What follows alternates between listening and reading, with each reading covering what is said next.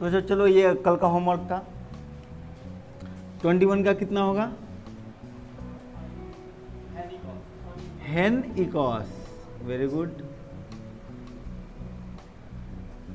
21 के बाद से हम लोग किस वन के लिए क्या इस्तेमाल करते हैं? हेन।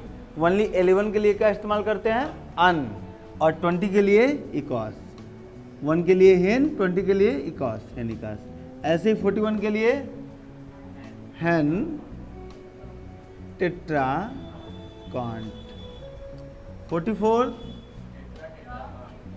टेट्रा टेट्रा कॉन्ट, ठीक। 27 हेप्टा हेप्टा कॉन्ट।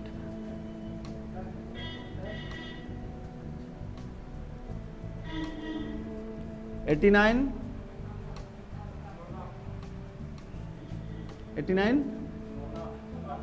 हाँ, nonaoctacont, nonaoctacont. 95 pentanonacont. 69 nonahexacont. यानी अब आप लोग 100 तक लिखने के एकदम काबिल हो चुके हैं, ठीक है ना। लिख डाल रहे हैं, कुछ भी गलती नहीं हो रहा है, ठीक है। चलिए अब लेक्चर को आगे बढ़ाते हैं। पहले यहाँ पे IUPAC रूल फिर से लिखते हैं। सेकेंडरी प्रीफिक्स किसको याद है? याद किए? सेकेंडरी प्रीफिक्स प्लस, हाँ बोलिए, फिर रूट वर्ड, फिर primary suffix plus secondary suffix, ठीक है ना। ये था हमारा IUPAC रूल, ठीक है ना। हिंदी में हमारा क्या था? द्वितीयक पूर्व लग्न धन प्राथमिक पूर्व लग्न धन मुख्य शब्द धन प्राथमिक पश्च लग्न धन द्वितीयक पश्च लग्न। हिंदी और इंग्लिश दोनों में हो गया। देखिए मेन चीज हमारा यहाँ पे है मुख्य शब्द, ठीक है ना। मेन बॉक्स हमारा कहाँ है? एकदम यहाँ पे है, रूट वर्ड, ठीक। इसके आगे जो आप बॉक्स लगा रहे हैं, आगे मतलब कि प्री फिक्स मतलब कि लगा देना। हिंदी में लग्न मतलब इंगा लगन करा दिए, यानी कि शादी करा दिए, लेकिन कहाँ? पहले, इसीलिए इनको हम लोग बोल रहे हैं पूर्व लग्न। और जो पीछे लगा रहे हैं उनको पश्च लग्न बोल रहे हैं या सफिक्स बोल रहे हैं, ठीक है ना। तो ये पहले लगा इसीलिए प्राइमरी है या प्राथमिक है, और उसके बाद जो दूसरा लगा वो क्या है? सेकेंडरी या द्वितीयक है। बस यही चीज़ है, ठीक है ना। तो यहाँ पे सेकेंडरी प्रीफिक्स में हम लोग लिखते हैं क्या? ब्रांच, ठीक है। यहाँ पे साइक्लो, यहाँ पे नंबर ऑफ कार्बन, यहाँ पे सैचुरेशन, और यहाँ पे MFG main functional group. Hindi में यहाँ पे हम लोग इस्तेमाल करते हैं शाखा, यहाँ पे साइक्लो ही, और ये कार्बन की संख्या, और यहाँ पे संतृप्तता, और ये मुख्य क्रियात्मक समूह। समझ में आया? तो कल हम लोगों ने नंबर ऑफ कार्बन की बातें कर ली थी, रूट वर्ड की बातें कर ली थी। आज अभी हम लोग स्टार्ट कर रहे हैं सेकेंडरी प्रीफिक्स से, ठीक है ना, कि व्हाट इज सेकेंडरी प्रीफिक्स और सेकेंडरी प्रीफिक्स में क्या क्या आते हैं, ठीक है ना। तो हमारी हेडिंग्स आज की रहेगी सेकेंडरी प्रीफिक्स।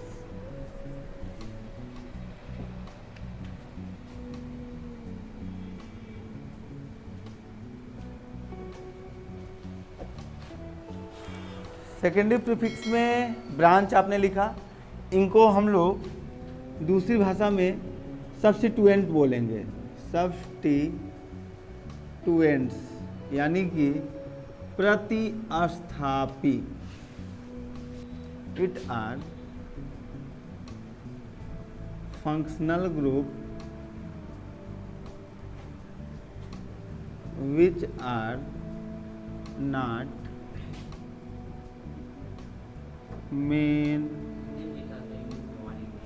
functional group। हाँ, ये भी सही है, यानी कि ये वो क्रियात्मक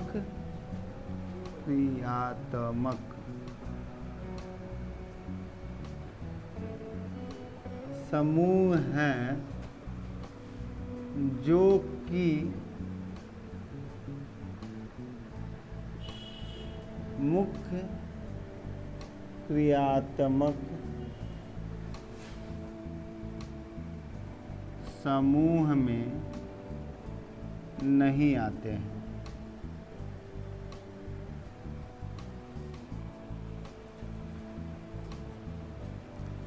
यानी कि कुछ क्रियात्मक समूह हैं जो मेन फंक्शनल ग्रुप में नहीं आते हैं, ठीक है ना, वही क्या है, सब्स्टिट्यूएंट बनेंगे या प्रतिस्थापी बनेंगे या ब्रांच बनेंगे या शाखा बनेंगे।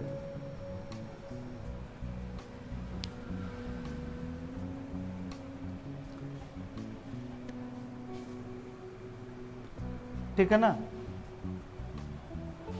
तो कुछ बाय बर्थ ही सब्स्टिट्यूएंट हैं, कुछ बाय बर्थ ही सब्स्टिट्यूएंट ही हैं।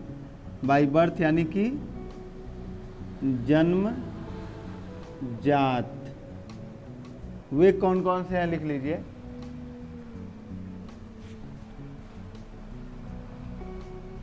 सबसे पहले तो हैलोजन है, तो F is equal to fluoro, chloro, bromo, iodo. ये हमेशा का है, सेकेंडरी प्रीफिक्स में ही आएंगे, ठीक है। और भी है एनो, एनो को बोला जाएगा नाइट्रोसो, NO2 नाइट्रो, और आर के बाद ऐसे डैश लगाइएगा। आर के बाद क्या, डैश। ये डैश नहीं है, ये सिंगल बॉन्ड है, ठीक है ना, मतलब कि सिंगल बॉन्ड, यानी कि ये इसको बोला जाएगा एल्किल। क्या, एल्किल, ठीक है, ठीक है ना। तो इतने जहां जितने मैंने लिखा ये सब हमेशा से प्रतिस्थापी ही बनेंगे, ब्रांच ही बनेंगे, और इनका हम लोग नाम हमेशा सेकेंडरी प्रीफिक्स में ही लिखेंगे। बात समझ में आई। अभी जब आपको नाम लिख के दिखाया जाएगा तो यूजेस समझ में आएगा। बस अभी बारी बारी से एक एक चीज़ों को ध्यान से बस देख लीजिए और कुछ नहीं है, ठीक है ना। नोट्स कर लीजिए, नोट्स बनाते चलिए। हाँ, आइडो, IODO, आइडो, ठीक है, हो गया, मिटाते हैं।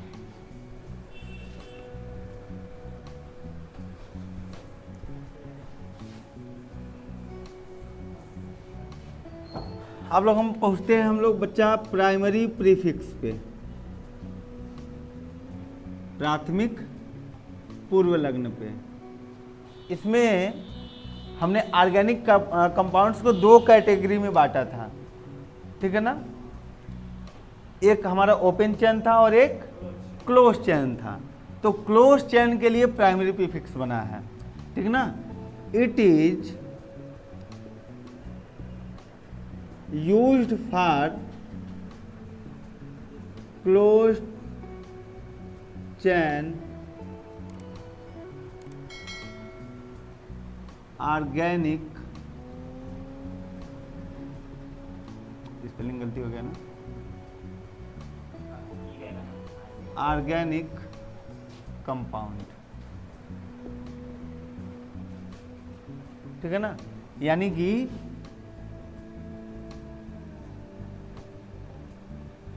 इसका इस्तेमाल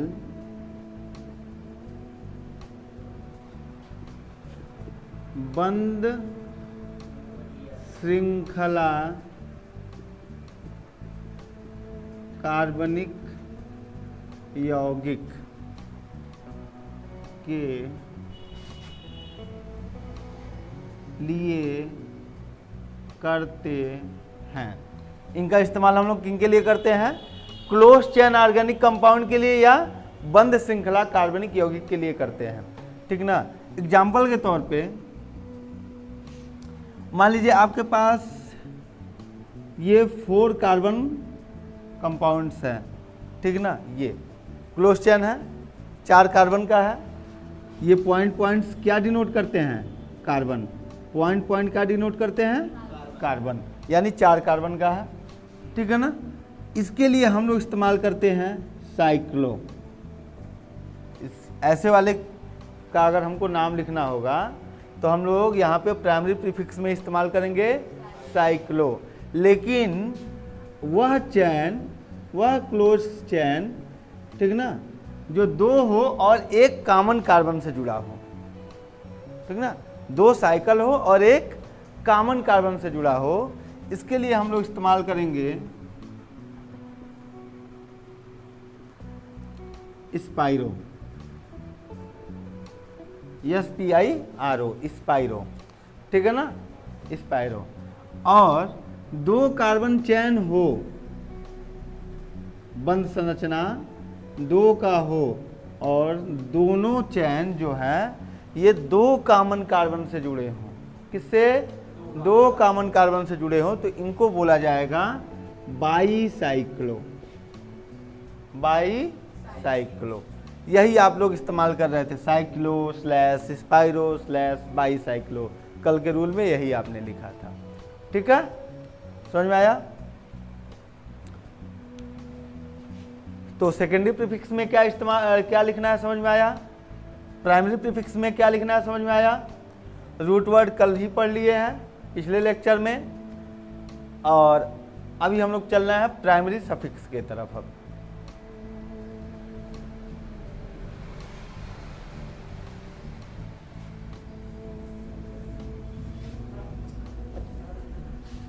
अभी तक नहीं लिखे,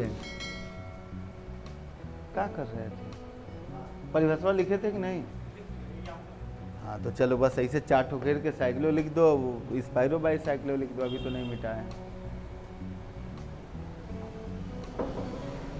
समझ में आ रहा है कि नहीं? ऑर्गेनिक केमिस्ट्री प्राइमरी सफिक्स, यहाँ पे हम लोग सैचुरेशन का इस्तेमाल करेंगे। इस सेक्शन में हम लोग सैचुरेशन देखेंगे, ठीक ना। सैचुरेशन यानी कि संतृप्तता, ये 3 टाइप्स का होता है। सैचुरेशन 3 टाइप्स का होता है, पता है ना। एक होता है हमारा सिंगल बॉन्ड, यानी कि एकल बंध, यानी कि ये। फिर होता है डबल बॉन्ड,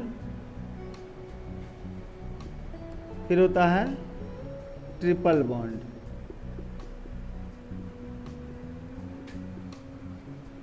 इसके लिए हम लोग लिखते हैं बच्चा एन, ANE, एन। और डबल बॉन्ड के लिए लिखते हैं इन, और ट्रिपल बॉन्ड के लिए इस्तेमाल करेंगे आइन, ठीक है। प्राइमरी सफिक्स में बस इतना ही, ठीक। यहीं पे तुरंत देख लीजिए सेकेंडरी सफिक्स भी, सेकेंडरी सफिक्स भी। यहाँ पे हम लोग MFG यानी कि मेन फंक्शनल ग्रुप के बारे में पढ़ते हैं, यानी कि मुख्य क्रियात्मक समूह, ठीक है। इनके बारे में पढ़ते हैं, जिसको मैं अभी नहीं बताऊंगा, इनको सेपरेटली हम लोग पढ़ेंगे, ठीक है ना। यहाँ पे एक चीज और ध्यान दे दीजिए, सिंगल बॉन्ड वाले को हम लोग एल्केन बोलते हैं, याद होगा तो।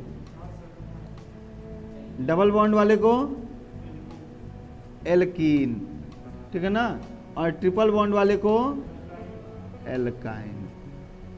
तो पहले हम लोग एल्केन पढ़ेंगे, नॉमेनक्लेचर ऑफ एल्केन, यानी कि सभी सिंगल बॉन्ड्स टाइप के पढ़ लेंगे, फिर डबल बॉन्ड और फिर ट्रिपल बॉन्ड्स। इनको जब हम लोग कंप्लीट कर लेंगे तो फिर हम लोग साइक्लो पढ़ेंगे, स्पाइरो पढ़ेंगे, बाईसाइक्लो पढ़ेंगे, उसके बाद हम लोग MFG पढ़ेंगे, ठीक है ना। बात समझ में आई? तो अभी MFG को बस यहीं तक लिख के छोड़ते हैं। MFG को हम लोग वहाँ पे देखेंगे, जब उसका नंबर आएगा तो डिटेल्स में इसको समझा जाएगा।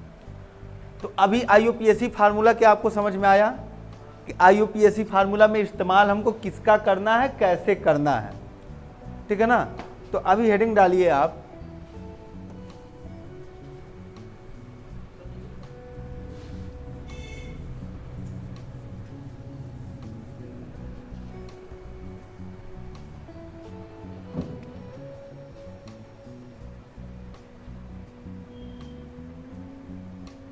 नॉमेनक्लेचर ऑफ एल्केन, नहीं,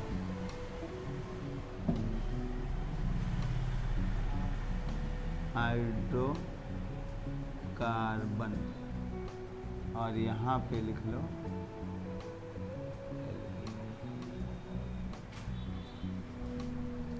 यानी कि अभी हम लोग किसका पढ़ने जा रहे हैं, हाइड्रोकार्बन का।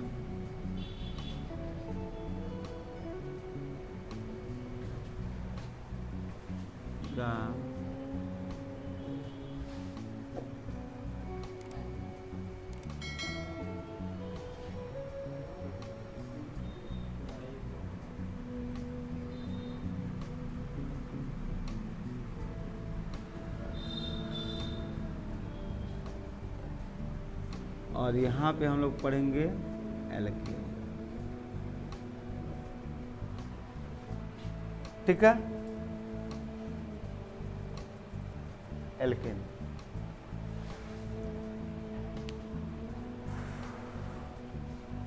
यहाँ पे जब हम लोग IUPAC का नॉमेनक्लेचर करेंगे, IUPAC में नॉमेनक्लेचर करेंगे तो 3 स्टेप फॉलो करेंगे, ठीक ना। IUPAC नेमिंगक्लेचर के लिए 3 स्टेप हम लोग फॉलो करेंगे। 3 चरण हम लोग देखेंगे। वो कौन कौन सा है? पहला हम लोग देखेंगे selection of main chain, selection of main chain, ठीक ना, यानी कि मुख्य श्रृंखला का चयन। फिर दूसरा हम लोग देखेंगे numbering of main chain.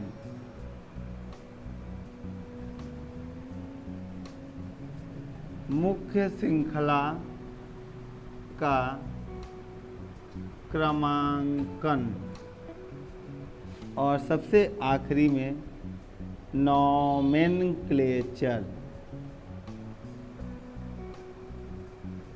Of main chain, यानी कि मुख्य श्रृंखला का नामकरण, ठीक ना। ये पहला स्टेप है, ये दूसरा स्टेप है और ये तीसरा स्टेप, ठीक है ना। इन 3 स्टेप में हम लोग IUPAC नामकरण करेंगे, ठीक है ना। बात समझ में आई? तीनों स्टेप आपने लिख लिए।